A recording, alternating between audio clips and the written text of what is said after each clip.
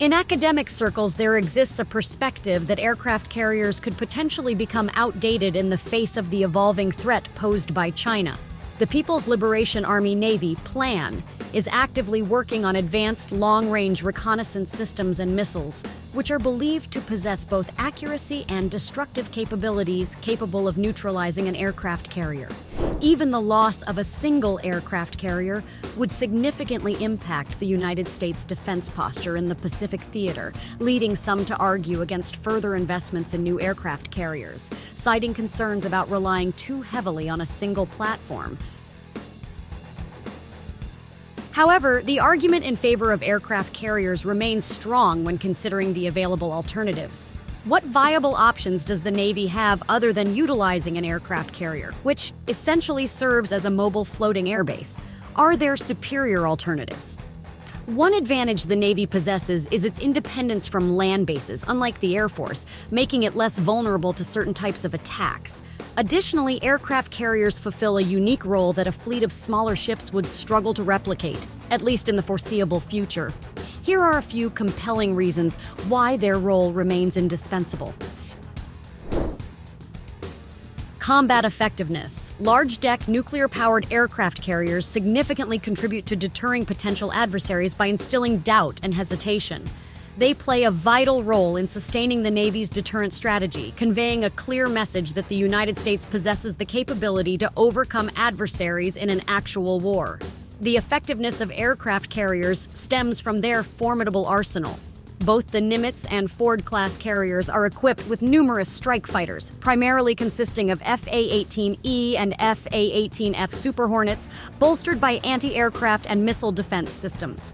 Another aspect of their potency lies in their ability to endure and withstand attacks. During a conflict, aircraft carriers possess the capacity to relentlessly engage and neutralize numerous targets, whether on land or at sea, on a daily basis.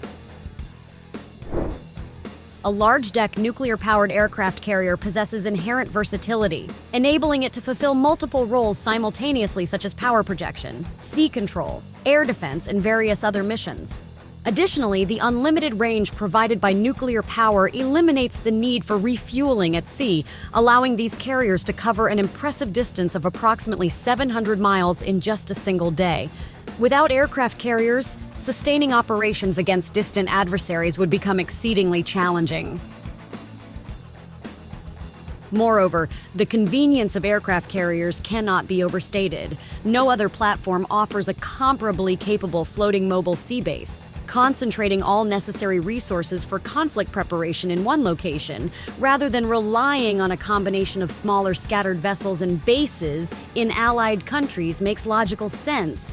The latter scenario would immediately create logistical complexities, placing the Navy at a disadvantage in the event of a conflict, particularly in the Pacific, where tensions with China are of concern. Cost. The cost of aircraft carriers is substantial. Owning and operating a carrier strike group can amount to approximately $1 billion per year. However, this figure represents less than 10% of the daily expenditure of the federal government. To put it into perspective, a single day's federal spending reaches around $16 billion, which happens to be the same cost of constructing and equipping a new Ford-class carrier. The annual sustainment costs for all 10 U.S. carriers combined likely amount to less than what the federal government spends in just one day. Moreover, the operating costs for a carrier after its construction amount to roughly $800 million per year throughout its 50-year lifespan. If we consider the inclusion of destroyer escorts, an additional $200 million is added to the bill. In essence, the expense associated with carriers is a long-term investment aimed at ensuring that the Navy can achieve its objectives consistently during times of war. It is unlikely that smaller warships could maintain the same level of operational intensity week after week as carriers are capable of doing. Given the rate at which surface combatants might exhaust their missile inventory in major conflicts, it becomes crucial to assess the viability and sustainability of alternative options over an extended period. Survivability. When compared to any alternative options, large-deck nuclear-powered aircraft carriers demonstrate exceptional resilience in the face of potential attacks. Their significant size, maneuverability, and high level of protection make them formidable targets for adversaries.